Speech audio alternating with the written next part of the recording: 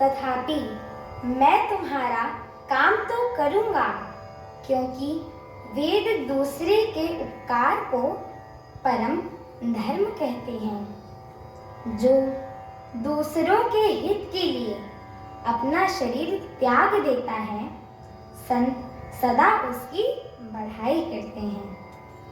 यो कहा और सबको सिर नवाकर कामदेव अपने पुष्प के धनुष को हाथ में लेकर वसंतादि सहायिकाओं को साथ ले चले। चलते समय कामदेव ने हृदय में ऐसा विचार किया कि शिव जी के साथ विरोध करने से मेरा मरण निश्चित है। तब उसने अपना प्रभाव फैलाया एवं समस्त संसार को अपने वश में कर लिया। जिस समय उस मछली के चिन्ह की ध्वजा वाली कामदेव ने कोप किया, उस समय क्षण भर में ही वेदों की सारी मर्यादा मिट गई। ब्रह्मचर्य, नियम, नाना प्रकार के संयम, धीरज, धर्म, ज्ञान, विज्ञान, सदाचार, जप, योग, वैराग्य आदि विवेक की सारी सेना डरकर भाग गई। विवेक अपने सहायकों सहित भाग गया। उसके योद्धा रणभूमि से पीठ दिखा गए। उस समय वे सब सद्ग्रंथ रूपी पर्वत की कंदराओं में जा छिपे, अर्थात ज्ञान, वैराग्य, संयम, नियम, सदाचार आदि ग्रंथों में ही लिखे रह गए। उनका आचरण छूट गया।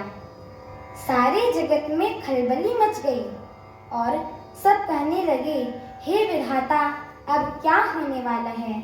हमारी रक्षा कौन करेगा?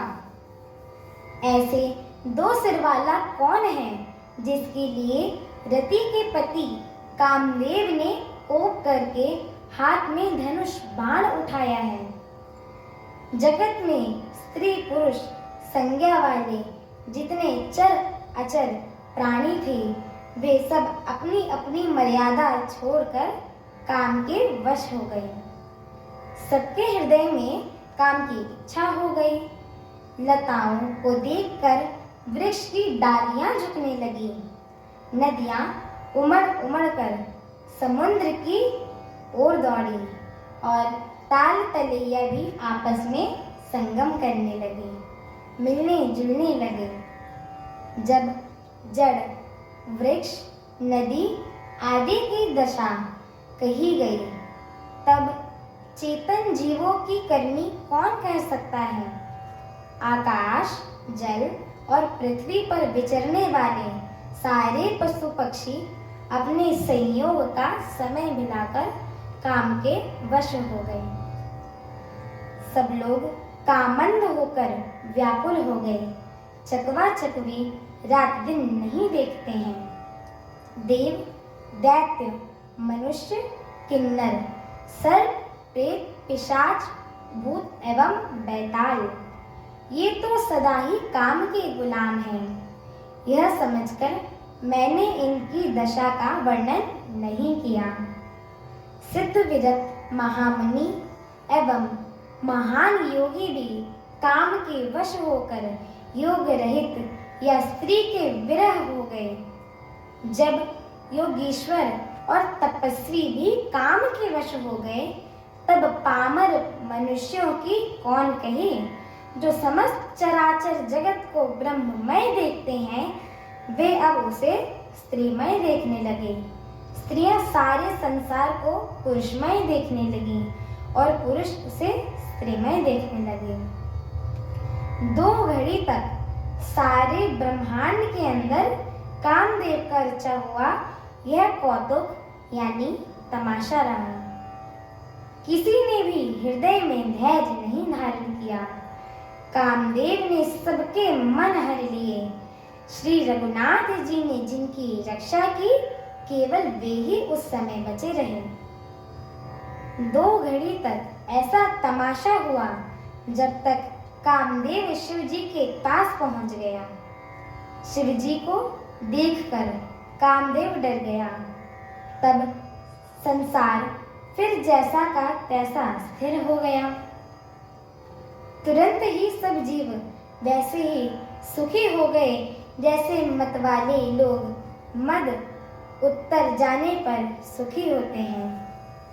दुराधर्ष और दुर्गम भगवान शिव जी को देखकर कामदेव भयभीत हो गया। लौट जाने में लज्जा मालूम होती है और करते कुछ बनता नहीं है। आखिर मन में मरने का निश्चय करके उसने उपाय रचा। तुरंत ही सुंदर ऋतुराज वसंत को प्रकट किया। फूले हुए नए नए वृक्षों की कतारें सुशोभित होने लगी।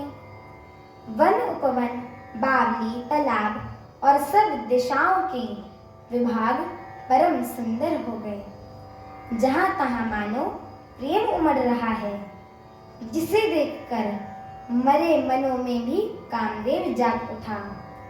मरे हुए मन में भी कामदेव जागने लगा। वन की सुंदरता कहीं नहीं जा सकती। काम रूपी अग्नि का सच्चा मित्र शीतल मंद सुगंधित पवन चलने लगा। सरोवर में अनेक कमल खिल गए, जिन पर सुंदर भौरों के समूह गुंजार करने लगे। राजहंस, कोयल और तोते रसीली बोली बोलने लगी और अप्सराएं गा गा कर नृत्य करने लगी।